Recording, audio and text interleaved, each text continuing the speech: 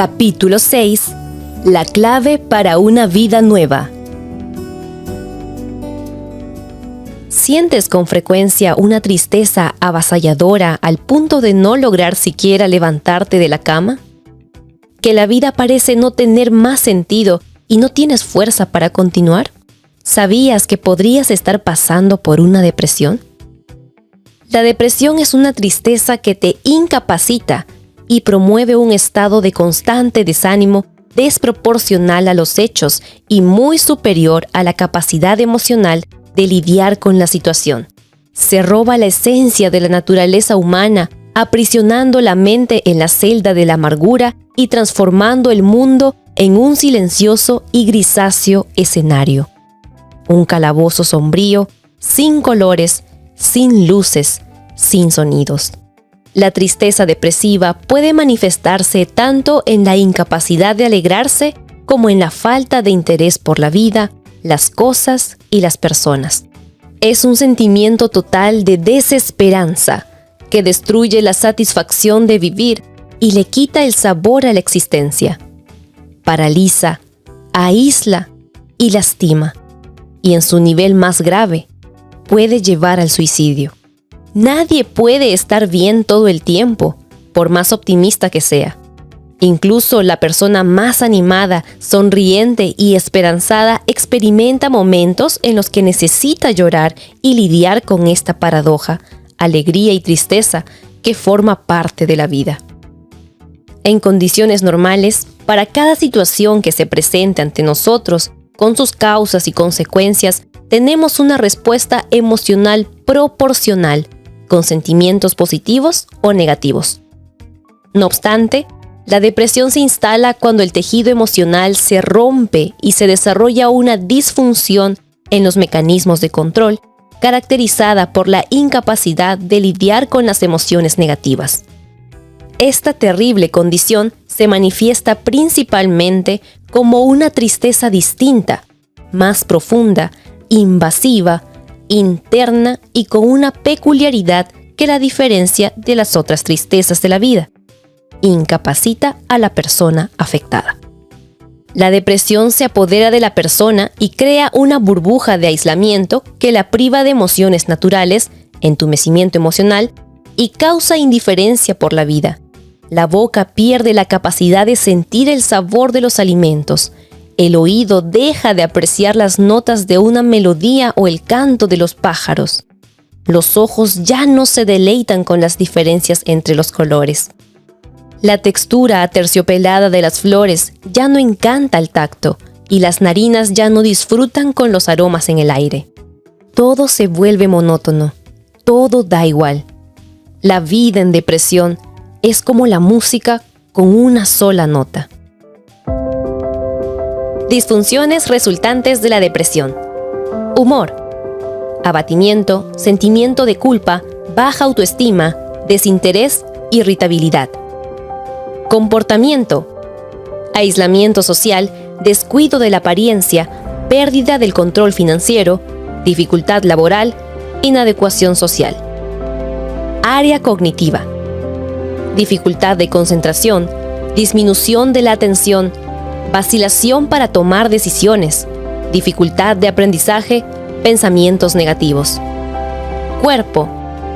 Reducción de la libido, alimentación extrema, demasiado poco o en exceso. Sueño alterado, demasiado poco o en exceso. Reducción de la higiene y del cuidado personal. Agotamiento. En general, los cuadros depresivos comienzan a partir de un detonante del estrés. Una situación de alta demanda emocional a la que está expuesta la persona.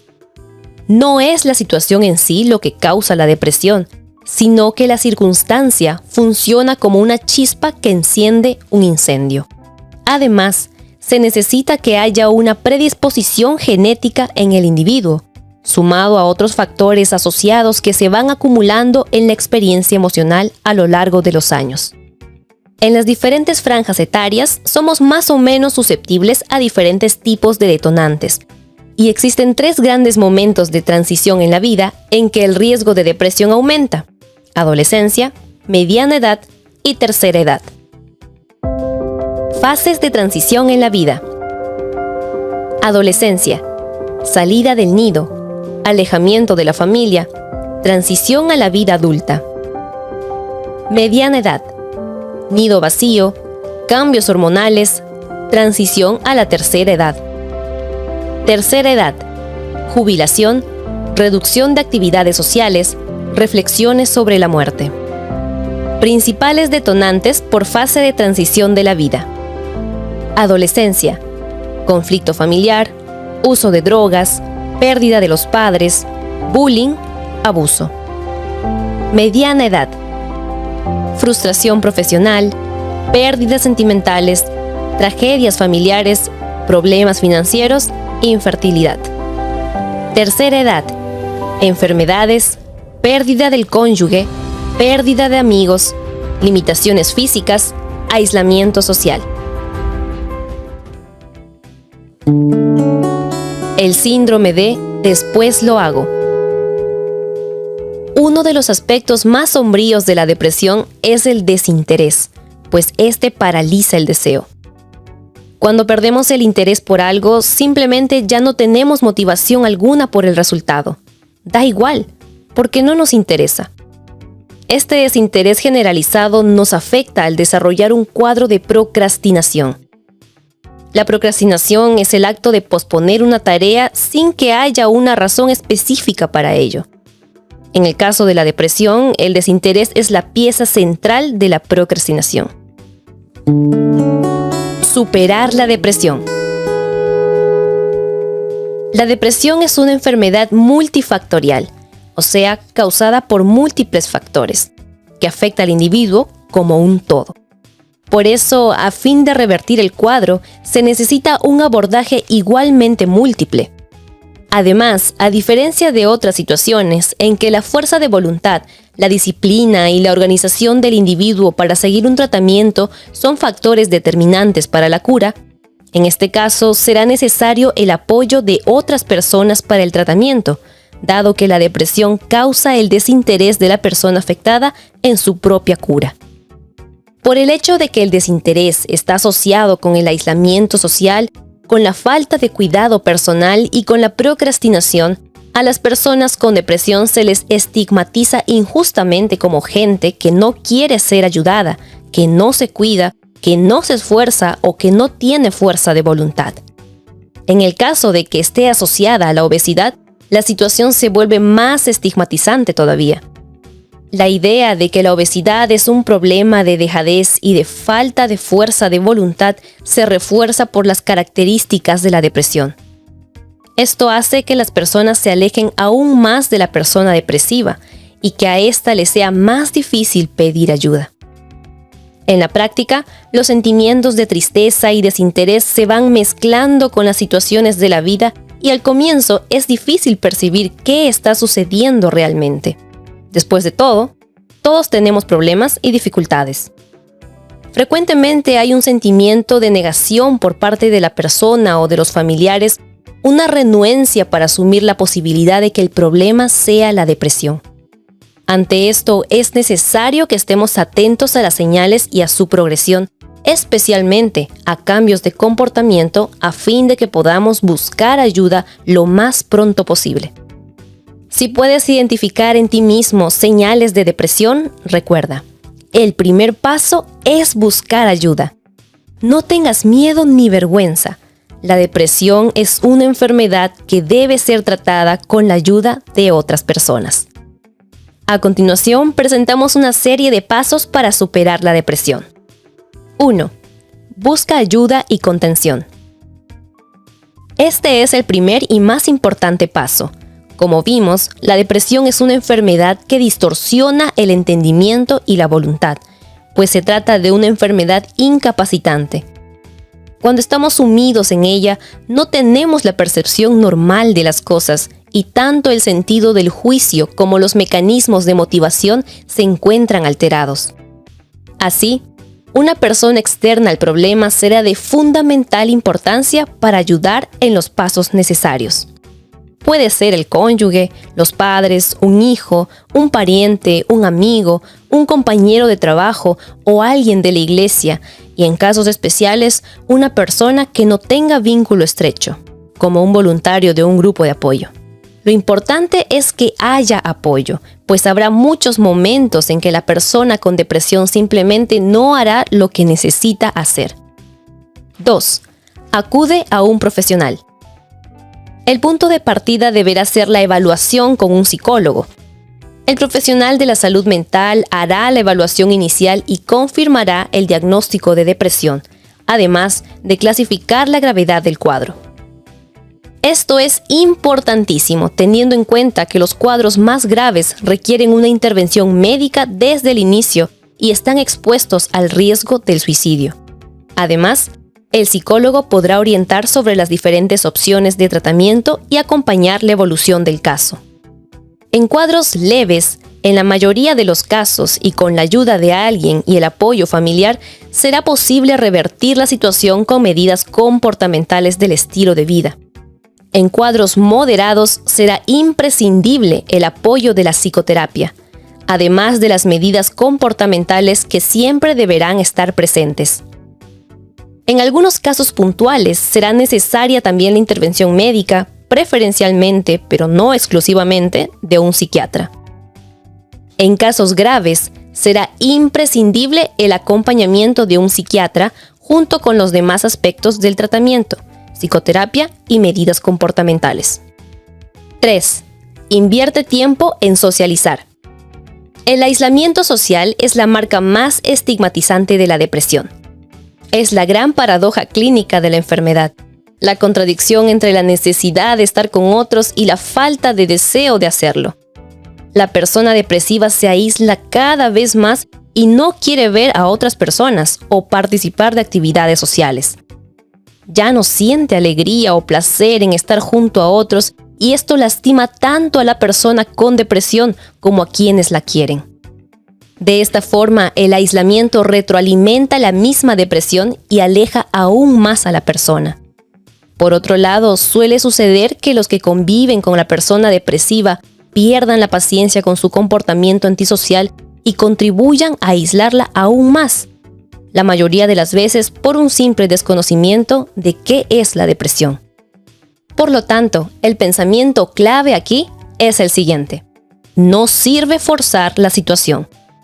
La peor cosa que se puede hacer y que lamentablemente sucede casi siempre es que los amigos y los familiares fuercen la socialización de la persona, arrastrándola a situaciones de convivencia social como una forma desesperada de ayudar. En la buena intención de ayudar, intentan integrar y alegrar a la persona como si lo que falta fueran simplemente momentos de interacción social. Sin embargo, esto generalmente no funciona y crea una situación embarazosa para todos. En las ocasiones subsiguientes, el cuadro solo empeora. La persona no se alegra e incluso se siente mal de estar allí y las personas a su alrededor no logran entender por qué no tienen más interés o satisfacción. Podemos observar que hablamos de una enfermedad que se agrava por la incomprensión. De esta manera, cuando hablamos de socialización, estamos refiriéndonos a mecanismos no forzados de reintegración gradual a redes de relaciones sociales. Esto a veces puede darse incluso en grupos de personas desconocidas, dado que generalmente allí no está la obligación de parecer feliz. La persona con depresión tiene dos características emocionales fuertemente presentes: tristeza y desinterés. Así, lo último que quiere es tener que parecer feliz ante seres queridos y amigos, pues eso tiene un costo emocional altísimo. A veces un pequeño periodo de reducción de las actividades sociales en estos grupos incluso puede ser beneficioso. Por otro lado, la persona necesita interacción social para estimular su tejido emocional al reaccionar. Como una herida que necesita curaciones y limpieza diarias, su sistema emocional necesita interactuar con otras personas para cicatrizar. En este sentido, buscar otras actividades con personas no tan íntimas o conocidas puede ser beneficioso. 4. Adopta una rutina de actividad física regular. La actividad física tiene un papel esencial en el proceso de cura y estabilización, ya que interactúa de forma sinérgica con el sueño, proporcionando una serie de beneficios por medio de la producción de sustancias endógenas. También sirve como mecanismo de escape para atenuar y eliminar varios síntomas de la ansiedad. De hecho, la actividad física es uno de los pilares más importantes del tratamiento no farmacológico de la depresión. Se estima que para cuadros leves y moderados, un programa regular de actividad física tiene el mismo efecto clínico que el uso de medicamentos. 5. Bebe agua pura y aliméntate de forma saludable. El agua es uno de los grandes depuradores naturales de nuestro organismo. Nos desintoxica. Consume agua pura libremente. Crea el hábito de programarte a lo largo del día para tomar varios vasos de agua. Si no tienes alguna restricción médica, enfermedades renales, por ejemplo, intenta tomar entre 2,5 y 3 litros de agua pura por día. Esto ayudará mucho a tu homeostasis, equilibrio de las funciones orgánicas, a tu circulación sanguínea, a la oxigenación cerebral, a la reducción de síntomas generales de ansiedad y en la depuración de sustancias nocivas al organismo. Algo así de simple marcará una gran diferencia en tu bienestar. Del mismo modo, elimina el consumo del trío bomba: alcohol, azúcar y cafeína. Descarta completamente de tu vida estas sustancias. Invierte en frutas, legumbres y vegetales. Consume frutos secos y otros alimentos livianos y saludables. Procura abstenerte lo máximo posible de todo lo que es artificial o procesado. Haciendo esto, vas a sentir que tu cuerpo cambia. 6. Ten una mascota. Las mascotas proporcionan una sensación de seguridad y el sentido de compartir. Cuidar un animal desarrolla el sentimiento de ser útil y necesario, algo importante para todos, pero más para las personas con depresión. La mascota se vuelve una compañera, desarrolla un amor incondicional, motiva el sentido de utilidad, combate el desinterés y despierta sonrisas. 7. Exponte controladamente a la luz solar. La exposición del sol está directamente ligada con la mejora de nuestro humor y contribuye también a la salud mental.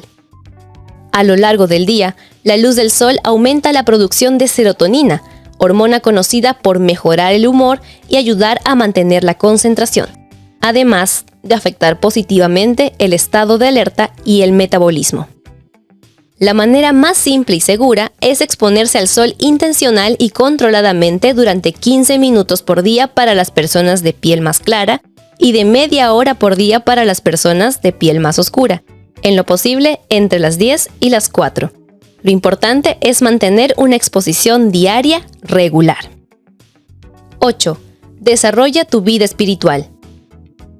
Todos tenemos necesidades espirituales íntimas y profundas. Por alguna razón, como humanidad, fuimos dejando esto de lado y relegándolo a un segundo plano. El contacto con lo sagrado le dará paz y quietud a nuestra alma. Desacelera la mente, aquieta el corazón y produce serenidad. Una experiencia espiritual auténtica desarrolla la salud positivamente y fortalece la resiliencia.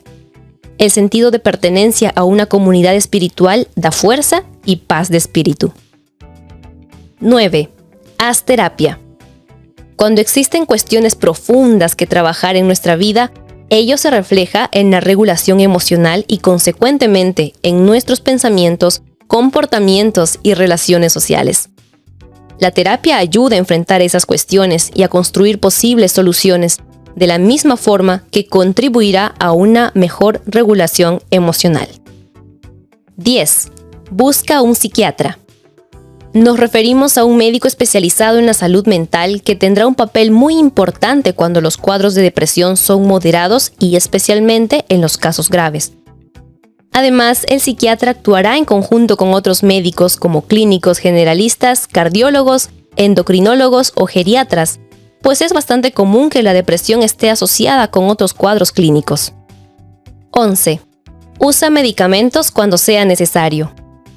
En algunos casos, por orientación médica, será necesario usar, aunque sea temporariamente, sustancias que te ayudarán a pasar por la fase de recuperación. No tiene nada de malo y no hay razón alguna para tener vergüenza de ello.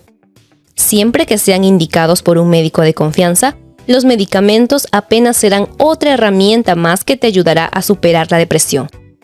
Lo que no puede suceder, bajo ninguna hipótesis, es usar medicamentos sin supervisión médica o incluso el consumo descontrolado que lleve a la dependencia. La clave del cambio. Dios planificó para nosotros una vida sana, feliz y abundante para todos, y para siempre. Pero nosotros nos separamos del Creador, desligándonos así de la fuente de la vida. Esta separación voluntaria y caprichosa en la Biblia se denomina pecado. Génesis 3, Isaías 59, 2. En la Biblia se encuentra la historia de un hombre llamado Job. Era una persona recta y honrada que sufrió aflicciones, a pesar de su integridad y fidelidad a los principios de Dios. Mientras tanto, sus amigos consideraban que su sufrimiento era resultado de sus malas acciones y pecados, o sea, un castigo divino. El nombre mismo ya nos resume su historia. Job significa perseguido o despreciado. Job perdió sus riquezas, su familia, sus amigos, su salud y su dignidad. Como es lógico, se preguntaba ¿por qué? Su estilo de vida piadoso abre un diálogo sobre por qué le pasan cosas malas a la gente buena. Job estaba en la cumbre de la prosperidad. Era obediente, respetuoso de Dios y apartado del mal. Pero, repentinamente y sin causa aparente, fue reducido a una situación en que la muerte parecía más deseable que la vida. Sin embargo, Job no pecó. Siguiendo la tradición de que el sufrimiento es castigo por el pecado, la esposa y los amigos de Job lo juzgaron culpable de sus sufrimientos. En lugar de alivio y consuelo, aumentaron su miseria y depresión. El mismo Job llegó a plantearse que Dios se había olvidado y que ya no se interesaba por él. La paciencia y fidelidad de Job, a pesar de tantas tragedias en su vida, reivindica la justicia de Dios en su trato con los hombres y refuta la idea de que el sufrimiento es una retribución divina por un mal comportamiento humano. Si Dios se interesa en su creación, el universo, ¿cómo no se va a interesar en sus criaturas? Finalmente, Dios se le aparece a Job y lo bendice. A través de sus propias vivencias, Job llegó a comprender los inmensos poder y sabiduría del Creador. Posteriormente, Dios removió el sufrimiento de Job y le otorgó el doble de lo que antes poseía. Esto simboliza que en esta vida o en un futuro no muy distante, una generosa recompensa espera a aquellos que enfrentan las adversidades de la vida con paciencia y coraje. Desmond II fue el primer objetor de conciencia en recibir la Medalla de Honor del Ejército de Estados Unidos y uno de los 3 únicos con tal distinción. II ingresó en el servicio militar el 1 de abril de 1942 en Lee, Virginia, Estados Unidos. Debido a su fe adventista, se negó a matar a un soldado enemigo o a llevar armas, aunque estaba dispuesto a servir de otra manera. Esto le valió la burla de sus pares y el castigo de sus superiores. II sirvió con su pelotón en 1944 en Guam y las Filipinas. En mayo de 1945, en el asalto anfibio de los aliados, un batallón de marines fue enviado a tomar una posición sobre el acantilado de Maeda, Okinawa, de 120 metros de altura. Tras escalar aquella pared rocosa, fueron recibidos por un intenso fuego enemigo. II veía caer a sus compañeros y, en lugar de refugiarse, logró sacar de aquella trampa mortal a 75 marines heridos, arrastrándolos uno a uno para luego llevarlos hasta el borde del acantilado, desde donde serían bajados con cuerdas. Durante varios días continuó atendiendo a los heridos, menospreciando el peligro que lo rodeaba, hasta que fue alcanzado en las piernas por la detonación de una granada. Cuando estaba a punto de ser evacuado en una camilla, II vio a otro soldado herido y le cedió su lugar. Entonces recibió un disparo en un brazo. Sin poder pararse y sin que nadie pudiese ayudarlo, tomó un fusil para entablillar su brazo y arrastrarse hasta el hospital de campaña. Incluso para sus burladores, 2 se convirtió en símbolo de coraje y determinación. En 1946 contrajo tuberculosis, perdió un pulmón y 5 costillas. Por sobredosis de antibióticos quedó sordo en 1976 y se lo consideró con 100% de discapacidad. Recuperó la audición después de recibir un implante en 1988. 2 formó una familia en 1942. Enviudó tiempo más tarde y formó una nueva familia. Falleció a los 87 años en su casa en Alabama. Su historia fue contada en el libro Desmond II, Objetor de Conciencia, y en la película Hasta el último hombre, dirigida por Mel Gibson. Ni el ambiente hostil y adverso, ni sus limitaciones físicas, ni sus propios dolores fueron impedimento para que Dos viviera su fe con vocación de servicio, altruismo, valor y fidelidad. ¿Estás sufriendo depresión por una causa que solo tú conoces? Busca ayudar a otros. ¿Estás necesitado de consuelo y esperanza? Busca suplir la necesidad de tu prójimo, tal como hizo Jesús. No tenemos que provocar el sufrimiento ni buscarlo, como si eso nos agregara méritos. Dios no es el originador del dolor. Al contrario, Él actúa en medio del dolor siempre para ayudarnos. Por lo tanto, experimenta la paz, el consuelo y la esperanza soportando el sufrimiento con paciencia. Así, superarás los obstáculos presentes y verás renacer una esperanza que va más allá de las dificultades de esta vida. Apocalipsis 21:22.